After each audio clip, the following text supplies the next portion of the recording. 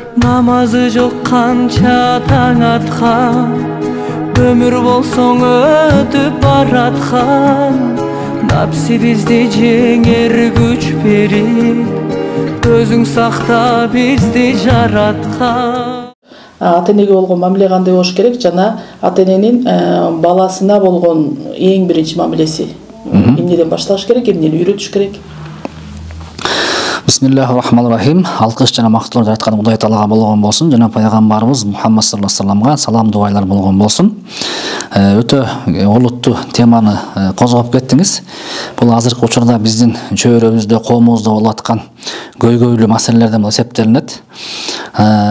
Мунун бир кемчилигинен карай турган болсок, биз буга чейин айтып өткөн сабактарыбызда баланы тарбиялоодо 3 илтик керек болот деп айтып атпайбызбы? 3 илтик. Ал дегени атанын тарбиясы, эненин тарбиясы, анан мугалимдин тарбиясы. Ошол 3 илтик бириккенде гана баладан бир жыйынтык чыгат деп атабыз да. Ошол себептен биз азыр кайсы бир бала зыянга учурап калган болсо 3 илтиктен кеткен болот. Же атасы, апасы менен мугалимге таштап койгон тарбияны, же апасы менен атасы мугалимге таштап койгон, же мугалим ата-энесине табыштап койгон да. Ошол себептен үчөө бир жыйынтыкта, бир негизге, бир максатта кетпегендиктен бала жанагында адепсиз болуп чоңоюп калуусу толук ыктымал да. Эми үй бүлөгө келе турган болсок, баланын ата-энеге болгон акылары кандай десе, Алла Таала Куранда муну сонун сүрөттөп койгон да. Кудай Таала Куранда эмне деп айтат? Сенин жараткан Кудайың дейт. Кудайың, сени жараткан Кудайың Кудайга гана, мага гана сыйынсын, мага гана ибадат кылсын деп буйруду дейт да. Демек Кудай Таала эң биринчи бизге эмне? Мага гана сыйынгыла, менден гана жардам сурагыла деп буйруптур. Ошентип буйруду дегенден кийин ушул эле сүйлөмгө Кудай Таала эмнени кошот? Жана ата-энеңерге жакшы мамиле кылсын деп буйруду дейт да. Муну алымдар айтат, Кудай Таала өзүнө сыйынуунун катарына, өзүнө сыйынып жакшы мамиленин катарына бир эле сүйлөмгө чекит менен, илеп белгиси менен же үтүр менен бөлбөстөн ата-энеңе жакшы мамиле кыл дегенди кошуп койду дейт да. Демек адам баласы көрсүн деп, Кудайга канчалык сыйыныш бизге милдет, Кудайга канчалык ишениш бизге милдет, Кудайдын алдында күнөө кылбай жакшы адам болуш канчалык бизге милдет болсо, ата-энеге дагы ошо жакшы мамиле кылыш дал ошондой милдет экен да. Экөө теңме-тең турат экен. Анан Кудай Таала булайт бул сөздүчү Куранда. Эмне деп булайт? Качан экөөнүн бирөөсү улгайып калса, же экөө тең улгайып калган болсо дейт. Улгайып калган болсо деген сен чоңоюп калдың да. Эми сен бир эрезеге жетип калдың. Ата-энеге кандай мамиле кылыш керек десе, экөөнүн бирөөсү улгайып же экөө тең улгайып калган болсо, экөөнүн алдында өзүңдүн кордук канатыңды жай деп айтат да Куранда. Кордук канатыңды жай деп айтып берет. Эмнеге Алла Таала алардын алдында ушундай метафора менен же болбосо өтмө маани менен сүйлөп атат? Кордук канат деп. Десе алымдар айтат, мисалы үчүн тоок жөжөлөрдүн алдында келгенде канатын жаят дейт да. Жөжөлөр чуркап келип ичине кирет дейт. Ошону окшоштурду дейт да. Качан сен ата-энең сен алсыз болуп турган учурда сени өзүлөрүнүн кучагына жайбады беле дейт да. Сени жанына алып жатып, сени бапесте өстүрбөдү беле дейт. Эми качан ата-энең ошондой сендей сыяктуу болуп алсырап калган учурда, сен да ата-энеңди жанагындай жөжөлөрдөй болуп кучагыңа жай дейт да. Экинчи мааниси канат деп окшоштурганы, мунун мааниси качан чымчык же болбосо канаттуу конгон учурда канатын ылдый кылып жаят дейт да. Бул жөнөкөйлүктү билдирет дейт. Ошон үчүн ата-энеңдин алдында сен канчалык билимдүү, илимдүү же бай бизнесмен, министр болосуңбу, ата-энеңдин алдында өзүң кор болгон абалда башыңды ийип тур дейт да. Жана дейт, аларга жакшы мамиле кыл дейт. Жана ошондой эле аларга сен үчүнчүсү бата дуа кылып тур дейт. Эмне деп десе, ошол эле аятты булайт. О жараткан Кудай Таала, ушу ата-энем мени кенедей чагымда кантип бапестеп тарбиялаган болсо, буларга дагы сен ошондой мээримдүүлүгүңдү төккүнүң деп дуа кыл дейт да. Кантип мени булар кичинекей чагымда мээримдүүлүгүн төктү эле, эми сен буларга мээримдүүлүгүңдү төк деп дуа кыл дейт. Ошентип Кудай Таала бир эле сүйлөмдө эле, бир эле аятта ата-энеге кандай мамиле кылыш керекин айтып койду да. Демек баласы кандай гана болбосун ата-энесине батасын берип туру, дуасын берип туру, жөнөкөй кор болуп туру, жакшы мамиле кылып туру, Кудайга кандай намаз окуш керек, Кудайдын алдында кандай орозо кармаш керек, милдеттүүбү ошондой милдет болуп турат экен да. Ата-энеси баласына кандай кылыш керек дей турган болсо, ата-энеси баласы эрезеге жетип акыл эси толгонго чейин баласына аманат катары көрүш керек экен да. Бул Кудайдан мага берилди. Демек бул жаңы бир барак болгондон кийин муну булгап салбай, муну эми жакшы мен өзүмдүн кемчиликтеримди кетирбеш үчүн мен кандай бул жашоодо бир кемчилик ката кетирдим эле, ушу балам ошондой кылбасын деп баласына жакшы мамиле кылып туруш керек экен да. А биз буга чейин баланын тарбиясындагы темада айтып өткөндөй, баласын уруп, кагып, силкебей, балким баласына жанагындай этап менен мамиле кылып, чоңойтуп өстүрүү, баласына мамиле, адеп ахлактын негизинде, кулк мүнөздүн негизинде баласына жакшы мамиле кылып туруш керек экен да. Мисалы үчүн Аюп эмес, бизде ислам тарыхыбызда Якуб деген пайгамбар болгон. Ал Якуб деген пайгамбардын 11 баласы болгон деп айтылат да. Ошол 11 баласынын бирөөсү качан Юсуф деген пайгамбар баласы жоголуп кеткенде, ошо жоготуп салат да балдары.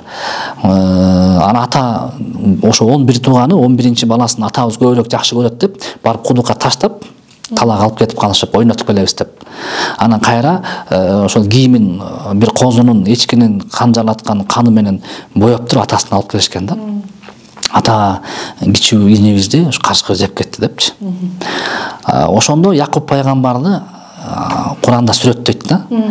Ошентип келген учурда баласын, көкөрөк күчүк кичинекей баласын, жаш эң күчүү 11-чи баласын ошондой деп келгенде, жанагы 10 баласын урушкан жок дейт да. Силер жалган сүйлөп атасыңар. Кана көргөзгүлөчү, мен барып текшерейин. Кайсы жерден жоголду деген жок дейт да. Тескерисинче аларга эмне кылды дейт? Балдарым кайра издеп келгилечи, же Кудай Таала мага сыноо берди деп, балдарына "О, менин балдарым" деп кайра кайрылды дейт да. Ошондон тарбия алып чыгат алымдар. Сен качан балаң бир ката кемчилик кетиргенде, анын катасын изилдеп тапкандын ордуна кээде көзүңдү жумуп кой дейт да. Якуб пайгамбар билген дейт алардын алдап атканын дейт. Көзүн жумуп койду. Алардын кемчилигин, катасын ачкандан көрөк, алар менен мамиле үзбөй, дистанция кармагандын методун өттү дейт да. Балаң менен дистанция кармап, ага өтө кирип аны изилдебестен, балаң менен дистанция кармап мамиле кылып турган жакшыраак дейт. Бир анын айыбын ачып, ага жаман көрүнүп алыстап алгандан көрөк дейт да. Тескерисинче ошол балаңды анча-мынча катасын көрбөй кечирип жибериш менен мамилени үзбөстөн балага ошол ката нерсени туура эмес экендигин иш жүзүң менен көргөзүп бер дейт да. Мен бул олуттуу чоң тема, ошон үчүн ата-эне балага, бала ата-энеге болгон ортодо бир алака, тарбия болуш керек да. Ошол жанагы акыркы эле көйгөйлөрдөн уламын келип чыккан суроодо негизи эле тиги айтылып атпайбы? Мисалы бизде деген шылтоолор көп да, мектептеги проблемалар үй бүлөдөн чыгып атат, же болбосо мектеп ошого көз салбай койгон деген сыяктуу да. Негизи да ушундай талаш жагдайларда кантип мындай ситуациядан чыкса болот да, ошол акыркы эле окуяларды ала турган болсок да. Мектепте болгон талаш жагдайларда көбүнчө азыркы учурда биз ата-энелер ошол мугалимге үйүп, мугалимдин катасы катары кабыл алып коюп атышат да. Муну сен мектепте жакшы караган эмессиң, тарбиялаган эмессиң деген нерседе. Эгерде жанагы 3 илтик баары бирдей кетип, анан мугалим начар тарбиялаган болсо макул дейбиз да. Атасы тарбиясы бар, энеси тарбиясы бар, ошо мектепте балким мугалим начар тарбиялап коюшу мүмкүн деген сөз болушу мүмкүн да. Бирок эгерде ата-эне ошол балага ошол мектепте үй бүлөдөн сыртка чыгып, ошол ата-энеси көзү жок учурда мектептен жана өзүнүн жаман тарбиясын чыгарган болсо, бул жакта мугалимдин эч кандай күнөөсү жок да. Себеби мугалим эгерде мугалим менен бала 6 эле саат, 7 саат эле болот да. Калган саат ата-эне менен да. Ошо ата-энесинен болгон жаман тарбияны мектептен чыгарган болсо, ал жакта мугалимди күнөөлөбөш керек. Эми ушуну эгер ата-эне билген болсо, барып мугалимди соттоп же мугалимге акарат келтирбеш керек. Ошол жактан жакшылап акыл менен чечим чыгарыш керек болот да. Мисалы үчүн мурунку 90-жылы окуп жүргөн балдарды ата-энелери мисалы үчүн мугалим эки коюп, мугалим жаман урушуп койгон болсо, ата-энелер ошо сен ошо күнөөлүүсүң деп урушуп койчу дейт да. Жакшы окубайсың мынан деп. Азыр болсо жаман нерсе кылып койгон болсо, барып мугалимге урушуп же болбосо ошол урушкан баланын ата-энеси менен телефон аркылуу урушуп кеткендер бар да. Бул деген ошол эмоция менен иш жүргүзгөндүк да. Ошо эмоцияны таштап акыл менен калчаш керек болот. Ошол себептен ошого бардырбаш үчүн сен алдын ала ата өзүнүн функциясын аткарып тарбия бериш керек, эне өзүнүн функциясын аткарып тарбия бериш керек, анан мугалим менен алака түзүп туруш керек. Собрание чогулушка чакырса барбайт. мугалим менен алака түзбөйт. Мугалимдердин кээ бирөө фамилиясын деле жакшы билбейт. Классына деле барып көргөн эмес. Анан эле кызы чоң болуп калган болсо, барып мугалимде баса калган ата энесинин күнөөсү да. Ошон үчүн үчөө тыгыз байланышта болуп, баланы үстүдөн карап турган болсо, эч кандай зыян чыкпайт деген толук бир мүмкүнчүлүк болушу мүмкүн да.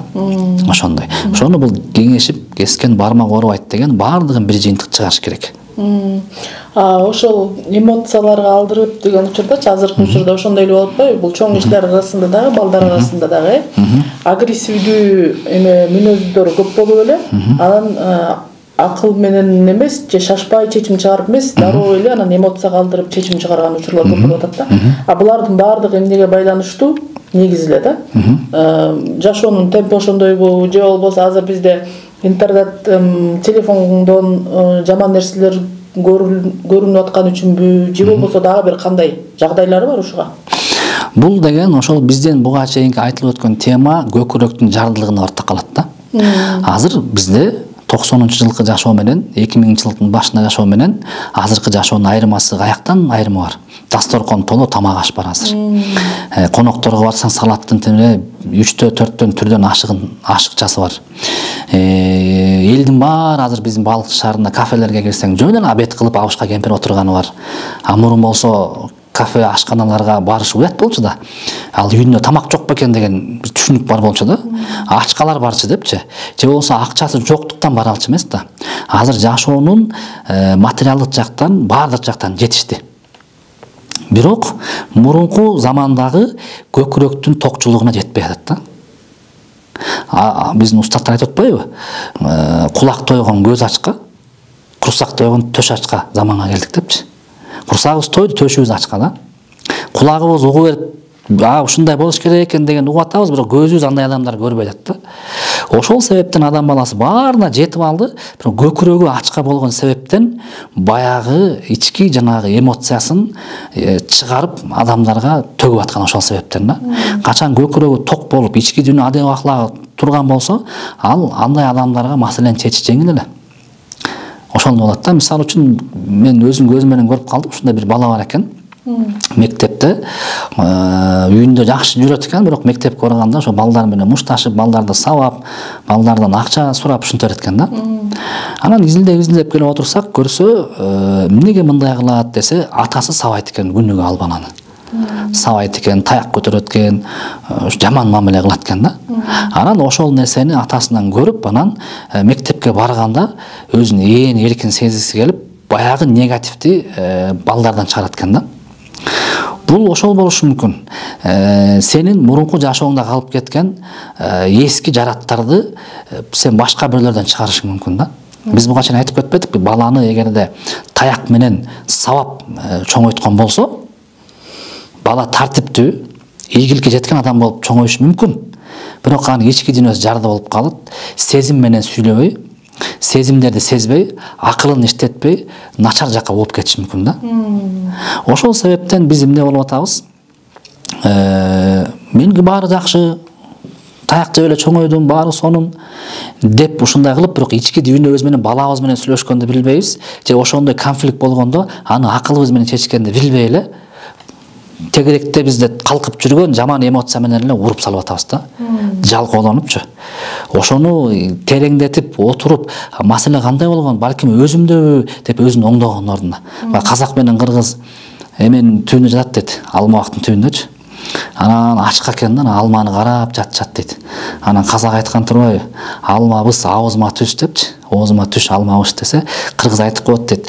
Ушуну ээринбей кантип айтып атасың депчи. Ошол сыяктуу биз деген өзүбүздү оңдогонго ээринип атабыз да. Ошол себептен акыл менен калчаганга ээринип, эмоцияга өтүп кеткенибиз ошол болуп атат да. Эмоция каяктан келди? Өзүңдүн мурунку көкүрөк жашооңдогу жардылыктан, же болбосо адеп аклагыңдын начарлыгынан болду. Канчалык сен сырткы кебетең жакшы көрүнүп, жашооң сонун болуп, 5-7 машина тээп жүрсөң деле, бирок көкүрөк ошол бойдон калып кеткен деген сөз да. Ушул маселеге дагы бир акыркы суроо болсун да. Кайрыла турган болсок деген. 90-жылдары деп айтып атпайсызбы? 90-жылдары мүмкүн ошо 90-жылдары жанагы кыйын кез болбу? Көбүнчө ата энелер балдарын таштап коюп иштегени кетишкен, миграцияга кетишкен да. 90-2000 жылдардын ортосун ала турган болсокчу, мүмкүн аларга дагы бир мээрим жетпей калган, ата эненин тарбиясы жетпей калган, ата энеси болсо ошол карып калган адамдар катары кабыл ала турган болсок, анда аларга деген ошо турмуштун азабында жүрүп, анан кийин баягы акча деп акчанын артынан, материалдык байлыктын артынан жүрүп алып өзүлөрүн тойгузбай калган адамдардан болот атпайбы? Анан ошол уланып эле келатат. Азыркы маалда деле ошону ала турган болсок, баягы көңүл бөлгөндөр аз, үй бүлө тарбиясына дагы, баланын тарбиясына дагы, өзүн тарбиялоого дагы көңүл болгондор аз болгондуктан улам бул мындай канчага чейин уланышы мүмкүн да. Же болбосо ушуну токтотуп, же башка нукка салып кетиш үчүн мындай кандай бир методдорду колдонуш керек? Туура. Ошол азыркы 30-тан ашып калган ата энелер жаштайында советтер доору ыдырап, ата энелер кыйынчылыкка келип, жакырчылыкка келип, балдарына жакшы көңүл бурбай калган учурда чоңоюп калышкан да. Булар ошо ортодо. Эми буга чейинки ата энелер, алардын ата энелери. Алардын ата энелери аларга жакшы мамиле түзгөн. Алар жакшы токчулук заманда жашкан. Ошон үчүн биздин ата энелер алар башкача адамдар болушкан да. Күйөөсү менен урушуп кетсе дароо ажырашып кетпейт. Аял күйөөсү урушуп кеткен болсо сырткы жакка билгисиз эмес дейт да. Эмнеге десе, бул дагы жүрүм турум адеп ахлак ата энелеринен көргөн тарбия экен да. Санап отурсаң, алардын күчтүүлүгү, алардын адеп ахлагы, алардын аялы күйөөсү аялын урматтаганы эми анча-мынча болуп эме болгон күнүндө эле баары аларда бир фундамент күчтүү болгон экен да. Анткени алардын ата энелери ошону берген. Эми алар өзлөрүнүн балдарына келгенде ушундай кырдаал заман келип калган учурда жанагындай болуп кетти тагдырында. Эми ошол азыркы балдар ошол учурда чоңоюп калды дагы. Айтайын дегеним, азыр эми балдарга жакшы мамиле кылып чөйрөгө таасир берүүдө ушулардын тагдыры ушундай оор заманга туш келди да. Булар эми ата энелеринин кылган кемчиликтерин туурабастан булар өзүлөрүнүн башы өзүлөрүндө болуп, өзгөрүп, колдорун бекем, белдерин бекем бууп, колдоруна өзү алып, тарых жарата турган учур келди да. Чыныгы үй бүлө кандай болот? Атам мени сабаган, мен деле сабай берем. Эмне? Атам деген эски базар жакка барып, велосипед менен бир фляг суу ташыш экен. Тур ташы сен дагы депчи. Жок. Азыр заман башка. Азыр фляг менен суу эмес, азыр тетигин алып келип койчу деп айтыш үчүн ага жакшы түшүндүрүш керек да. Ошон үчүн жок, токтот аны. Сен ошону эми түз жаңы башта кандай керек экен. Аны үчүн сен китеп ач, оку, курстарга катыш, бала тарбиялоо кандай болот, өзүңдү оңдо. Анан өзгөнү оңдо. Сага азыр эртеден кечке WhatsApp чукуй турган убакытта эмессиң сен. Эртеден кечке уктай турган, кейлерден кечке бильярдтан, картадан, футболдон чыга турган учурда эмессиң сен азыр. Сен көп азыр сен тарых жаратып, чөйрө түзө турган учурга келдиң сен. Деген учурду мээсинде кабыл алыш керек болот да, ээрчиме болбош керек. Анан ошондо бул балдарды же өзгөртүп жанагындай тагдырына салып үлгүлүү үй бүлө ата эне кыла алат келечекте. Же мурункулардан алган өзүлөрүнүн зыянынан эки эсе зыян берип кое алат да. Анткени мурунку 90-жылкы учурда телефон жок болчу. Күнөөнүн түрлөрү аз болчу. Азыр ал көп болуп атабы? Булар канчалык ошондо ошол жок нерседен ушунча таасир алыштыбы зыян. Эми булар андан эки эсе үч эсе зыян алып кетиши мүмкүн да. Ошол нерсени көкүрөгү менен тозуп калуу үчүн азыркы жаш ата менен эненин моюндагы жоопкерчиликте. Сокур болуп ээрчип кете бербеш керек да. Атасы күн жок деп айткан. Анан ал деле атасы кайтыш болуп кеткен, күн жок деле жүрө берет да. Чоасыз айтканчы. Ачып көр, күн чыгып кирип атпайбы дейт да. Реалдуулук башкача дейт да. Атам айткандай эле жүрө бербе деген сөз да. Атаң айткан, туурасы да бар, туура эмеси да бар. Ошону калчай турган убакыт келди да. Белек кылчы бейиш ачкычын, ар адамга насип кыла көр. Эки дүйнөнүн тең бактысын.